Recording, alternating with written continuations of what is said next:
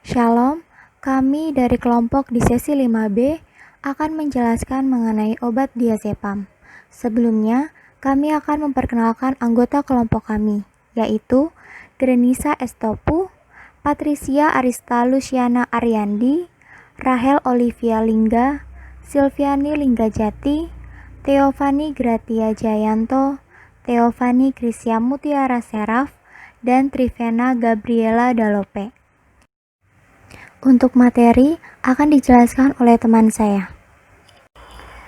Saya akan menjelaskan mengenai definisi dari diazepam. Obat ini merupakan obat yang digunakan untuk mengatasi kejang dan gangguan kecemasan. Obat ini tidak disarankan untuk digunakan dalam jangka panjang dan umumnya hanya digunakan maksimal selama 1 bulan pemakaian. Penggunaan obat terlalu lama dapat menyebabkan tubuh menjadi kebal terhadap obat dan kecanduan, karena obat ini masih termasuk ke dalam golongan psikotropika. Nama paten obat diazepam yaitu analsik, metaneuron, neurindo, neurodial, potensik, frosepam, trazep, valdimek, dan valisan B.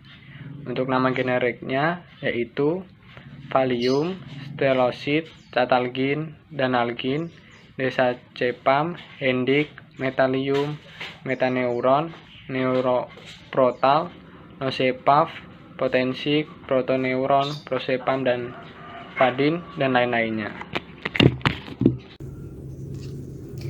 Bentuk sediaan obat diazepam ada beberapa seperti tablet, injeksi, gel rektal, dan untuk sediaan tunggal ada beberapa nama dagang yang dipasarkan seperti Stetsolid, Valium, Validex, Valisan B, dan untuk sediaan kombinasi dengan metampiron yaitu Neurodial, Metaneuron, dan Danalgin.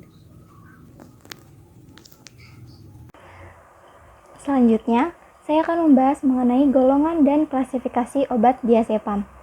Obat ini termasuk ke dalam jenis psikotropika golongan 4 dengan daya adiktif yang ringan dan masih digunakan untuk pengobatan medis.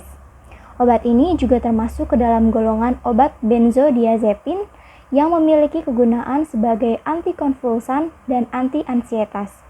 Dan biasanya akan digunakan pada seseorang yang menderita insomnia, gangguan kecemasan, kejang, dan serangan panik. Berikutnya saya akan menjelaskan indikasi dan kontraindikasi obat diazepam. Indikasi untuk yang pertama, diazepam digunakan untuk pengobatan jangka pendek pada ansietas atau insomnia, kejang demam dan kecemasan, dan kepanikan. Yang kedua, diazepam digunakan sebagai tambahan untuk menghilangkan kejang otot rangka karena spasme refleks patologi lokal. Yang ketiga, diazepam digunakan juga sebagai obat premedikasi untuk menginduksi sedasi, aniloksis, atau amnesia sebelum prosedur medis tertentu, misalnya endoskopi. Yang keempat, diazepam digunakan sebagai tambahan untuk menangani gejala putus alkohol akut. Obat ini berguna dalam mengurangi gejala-gejala agitasi akut, tremor, dan halusinasi. Yang kelima, diazepam digunakan sebagai obat pilihan untuk mengobati ketergantungan benzodiazepin. Untuk kontraindikasi, yang pertama, jangan digunakan untuk pasien yang memiliki riwayat hipersensitif pada diazepam atau obat golongan benzodiazepin lainnya. Yang kedua, hindari penggunaan obat ini pada pasien myasthenia gravis, insufisiensi pernapasan berat, insufisiensi hati berat, insufisiensi ginjal berat, insufisiensi pulmoner akut, kondisi fobia dan obsesi, psikosis kronik, serangan asma akut, dan sleep apnea syndrome. Yang ketiga, jangan gunakan pada penderita glaukoma sudut sempit akut. Yang keempat, hindari menggunakan obat ini untuk wanita hamil, terutama pada trimester pertama atau ibu menyusui. Yang kelima, tidak boleh digunakan sebagai terapi tunggal pada depresi atau anestesas dengan depresi. Obat diazepam memiliki efek samping dalam penggunaannya, Biasanya efek samping secara umum yang dapat kita lihat yaitu merasa mengantuk dan pusing, kemudian merasa lemas pada bagian tubuh, merasa adanya kelelahan, kemampuan otot mulai ada kekurangan dalam beraktivitas, kemudian merasakan adanya sakit kepala, mulut terasa kering, merasa mual, kemudian adanya masalah pencernaan seperti sembelit dan kesulitan juga membuang air kecil. Lalu hilangnya kontrol dalam tubuh seperti kontrol gerakan tubuh, kemudian mengalami tremor, serta pernafasan dan detak jantung mengalami perlambatan. Saya akan membahas bagaimana farmakokinetik dari diazepam. Diazepam adalah obat yang larut di dalam lemak. Pada saat diberikan secara oral melalui gastrointestinal, maka akan diabsorpsi sebanyak 90%. Puncak konsentrasi dari diazepam adalah 60-90 menit jika diberikan kepada orang dewasa dan lebih cepat 15-30 menit jika diberikan kepada anak-anak. Masa paruh waktu yang dimiliki diazepam adalah sekitar 21-37 jam.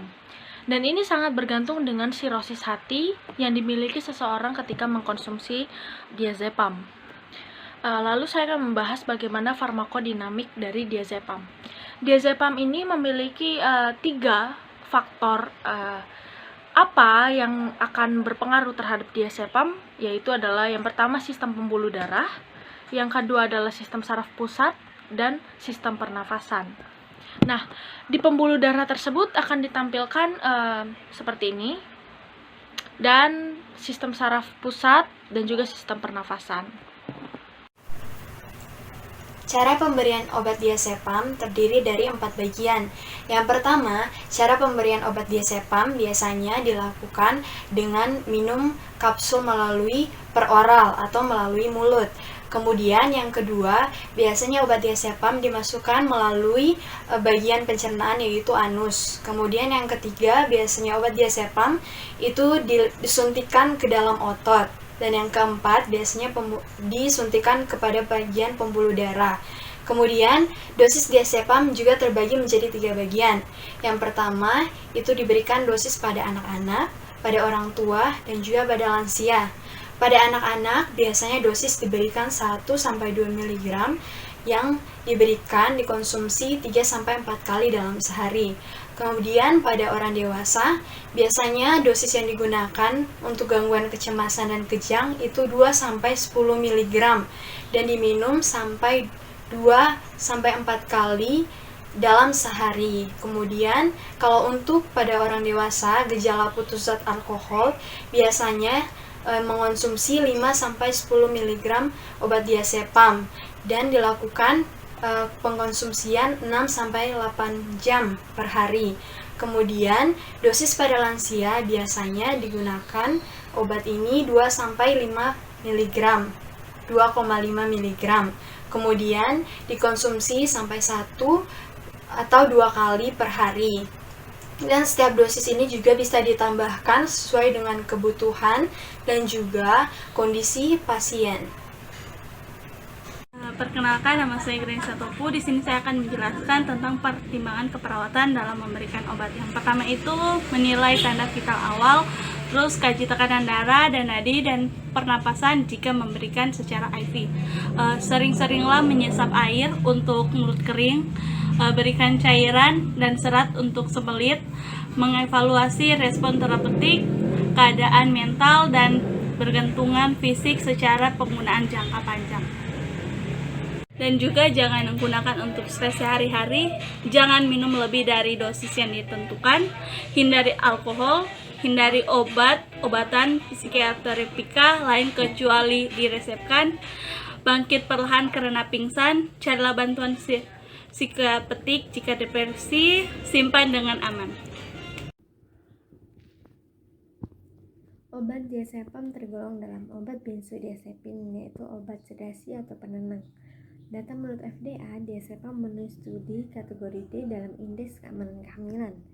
Diazepam dipersepsikan pada perempuan hamil trimester pertama, kedua, dan ketiga. Semakin tinggi trimester, maka malformasi genitourinaria dan kardiovaskular akan ditemukan. Penelitian lain menyebutkan bahwa diazepam dikonsumsi saat hamil dapat menyebabkan floppy infant syndrome dan hipotonia muskular, juga hipotermia, gangguan respon terhadap dingin, dan depresi neurologis.